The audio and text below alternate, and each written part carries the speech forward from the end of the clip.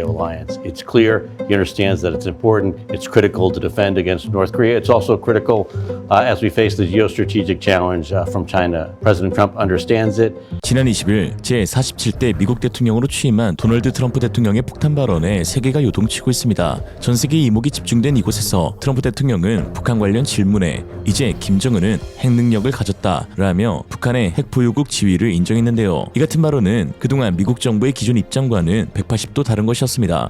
또한 지난 14일 피트 헤그세스 미국 국방장관 지명자 역시 상원군사위원회 인사청문회에서 북한을 핵보유국으로 지칭하기도 했었는데요. 1968년 채택된 핵 확산 금지 조약은 미국, 중국, 프랑스, 영국, 러시아 등 안보리 상임이사국 5개국만을 핵 보유국으로 인정하고 그 외 모든 핵 보유국을 인정하지 않고 있습니다. 북한이 핵 보유국으로 공식 인정받을 경우 비핵 국가인 한국을 패싱하면서 미국과의 단독 협상에서 우위를 점할 수 있게 됩니다. 이는 북한이 지속적으로 추구해온 체제 안정과 생존 보장을 확보하는 길을 열어주게 되는 것이죠. 반면 한국은 북한의 핵 억지력을 상실하게 되면서 국제사회에서 고립될 가능성이 높아지고 영구적인 핵 위협 아래 놓이게 되는 심각한 상황에 직면할 수도 있습니다. 그러나 한편 국내외 일각에서는 트럼프 대통령의 이러한 발언이 한국의 독자적인 핵무장 추진의 신호탄이 될 수 있다는 분석을 내놓으며 주목을 받고 있는데요. 이는 핵을 억제할 수 있는 유일한 수단이 핵무기 자체라는 점에서 비롯되는 것입니다. 트럼프 대통령 또한 2018년 자신의 트위터를 통해 김정은의 핵 버튼 발언에 대응하며 나에게도 핵 버튼이 있으며 내 버튼은 훨씬 크고 강력하며 실제로 작동한다 라고 언급한 바 있습니다. 미국이 북한을 사실상의 핵 보유국으로 인정하려는 지금 우리의 선택지는 분명합니다. 대한민국의 자체 핵무장이 필요한 시점이라고 할 수 있죠. 특히 최근 북한은 스페인에서 핵무기 제조 장비를 밀수하는 데 성공하여 충격을 주고 있는데요. 국제 세관 코드를 위조해 우라늄 용융 작업에 쓰는 진공로를 확보하였습니다. 미국 워싱턴 DC 소재 과학국제안보연구소는 지난 15일 스페인에서 선적된 진공로가 멕시코, 남아프리카 공화국, 중국을 경유해 북한으로 간 사례가 확인되었다고 밝혔습니다. 이런 진공로는 핵무기 제조를 위한 금속 우라늄 용융 작업에 사용될 수 있으며 핵 공급 그룹 소속 국가들이 이런 장비를 북한에 수출하는 것은 유엔 안전보장 이사회의 결의로 금지되어 있죠. ISIS 창립자이며 이번 보고서의 저자인 데이비드 올브라이트는 북한이 제재를 피해 핵무기 제조에 필수적인 장비를 구하는 데에 엄청난 자원을 투입하는 계획을 짜고 있다라고 설명했습니다. 북한의 경제 상황은 갈수록 악화되고 있지만 그럴수록 지도부는 체제 유지를 위해 핵 능력 강화에 더욱 집착하고 있습니다. 결국 북한은 사실상 핵 원툴 국가로 전락하고 있으며 이러한 비이성적이고 무모한 행보는 한국에 심각한 위협으로 작용하고 있습니다.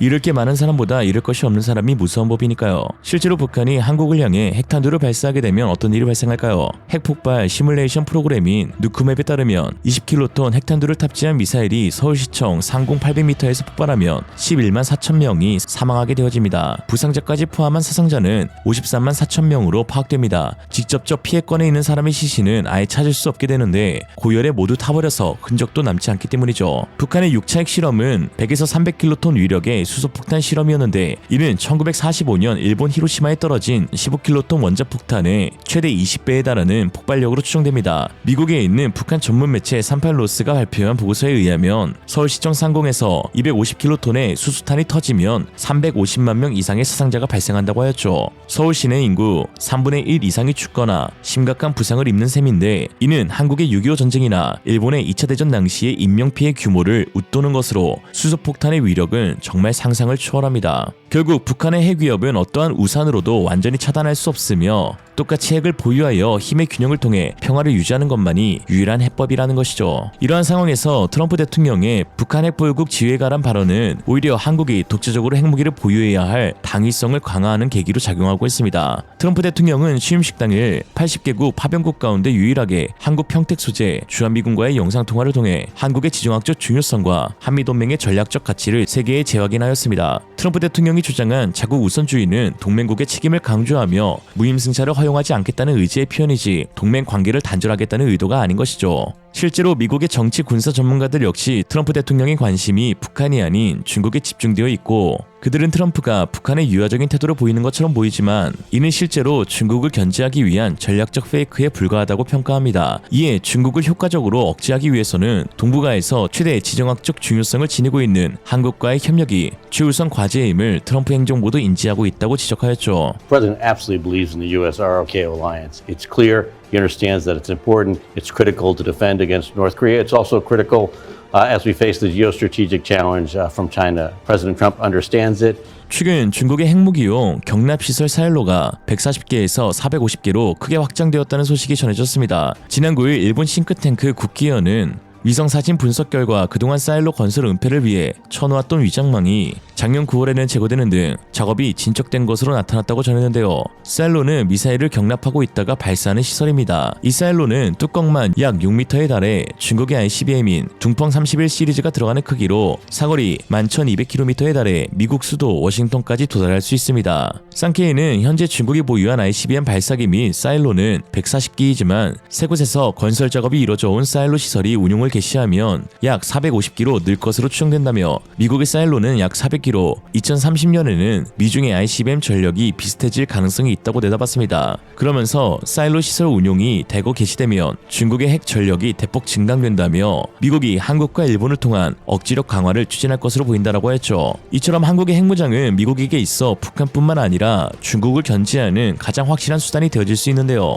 영국 유력지 옵저버 기자 사이먼 티스달은 트럼프 시대가 도달함에 따라 한국 자체 핵무장론이 설득을 얻을 것이라고 했습니다. 이렇게 말했죠. 냉전기를 포함해 70년 동안 잠잠하던 동북아에 큰 변화가 예상된다. 김정은은 수십 년간의 제재를 견뎌내고 강력한 미사일과 핵탄두 모기구를 구축했다. 해외 분쟁에 개입하길 싫어하는 트럼프의 성향도 1953년 구축된 미국 핵 우상과 관련한 한국 내 논쟁을 심화하고 있다. 서울을 구하기 위해 트럼프가 아마겟돈의 위험을 감수할 것이라고 믿는 이가 거의 없는 까닭에 한국이 자체적으로 핵 억제력을 진유한다는 주장이 더 설득력을 얻는다 라고 했습니다. 그렇다면 미국의 암묵적 용인 아래 한국이 독자적으로 핵무장을 추진할 가능성은 현실적으로 얼마나 타당할까요? 지난해 한국 국군의 날에 공개된 신형무기 현무5는 국제적으로 큰 주목을 받았습니다. 북한과 중국은 이에 민감한 반응을 보였으며 서방의 주요 외신들은 이를 한국군의 게임 체인저로 평가하였죠. 이러한 뜨거운 관심은 단순히 현무5가 상식을 뛰어넘는 재래식 미사일로서의 파괴력 때문만이 아니라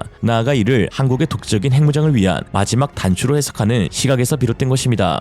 현재 발표대로라면 현무5는 8-9톤의 탄두를 실었을 때 사거리가 약 300km이지만 2톤으로 낮추면 3000km까지 늘어나게 됩니다.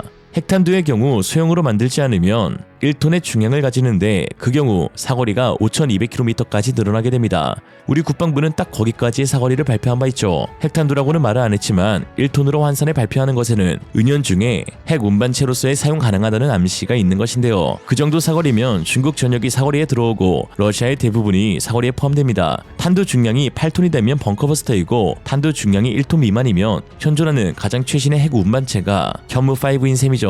또한 장성장 세종연구소장은 한국이 1945년 일본 나가사키에 투하된 핵탄두 3에서 6기를 빠르면 1년 안에 만들 수 있다고 주장했습니다. 그러면서 북한은 현재 90에서 100기의 핵탄두를 보유하고 있는 것으로 추정되는데 한국은 5, 6년이면 북한을 따라잡을 수 있다고 하였죠. 한국의 경제력과 기술력은 북한과 비교할 수 없을 정도로 앞서 나가고 있고 이에 사용 후 핵연료 재처리 시설 같은 경우 4에서 6개월 안에 건립할 수 있으며 핵실험은 고도화된 컴퓨터 시뮬레이션으로 모두 대체할 수 있다는 분석도 덧붙였습니다. 이제 한국이 자체 핵무장을 요구할 가능성은 단순히 가설이 아니라 현실적인 시나리오로 볼 수 있습니다. 특히 사업가 출신인 트럼프 대통령과 같은 실용주의적 리더십 하에서는 등가 교환의 원칙에 따라 한국의 자체 핵무장 논의가 더욱 힘을 받을 수 있게 되는데요. 오히려 좋아. 물론 한국이 자체 핵무장을 추진할 경우 국제사회의 반발과 외교적 장애물이 예상됩니다. 하지만 이는 강력한 외교적 협상과 미국과의 대중국 전략적 협력 재구성을 통해 극복할 여지가 있습니다. 이스라엘, 인도, 파키스탄도 극복해낸 것을 한국이 못할 리가 없습니다. 이스라엘은 공식적으로 핵 보유를 인정하지 않지만 핵 모호성 전략을 통해 사실상 핵 보유국으로 인정받고 인도와 파키스탄도 모두 핵 보유를 통해 전략적 억지력을 유지하며 안보를 강화했습니다. 이 사례들은 국제사회의 반발이 핵 보유를 막을 수 없는 경우가 있음을 보여줍니다. 핵무장에 대한 비판은 존재했지만 각 국가는 이를 안보와 주권을 지키기 위한 불가피한 선택으로 정당화한 것이죠. 한국의 주장은 오히려 이들 국가보다 더욱 설득력이 있으며 그 어떤 국제적 제재도 국가의 생존과 안보가 걸린 문제라면 이것을 초월할 정당성을 가질 수 있다는 논리가 뒷받침되고 있습니다. 이는 국제사회가 강대국들의 핵 보유를 암묵적으로 용인하는 이중적 태도 속에서 한국 역시 자국의 생존과 평화를 지키기 위해 독자적인 선택을 할 권리가 넘치고 넘쳐난다는 것이죠. 반대하면 러시아에 사는 중국계 북한인 오늘의 한 줄 평. 이생으로 리얼리즘이었습니다. 여러분의 생각은 어떠신가요? 현명하고 지혜로운 여러분의 의견을 지금 댓글에 남겨주세요. 감사합니다.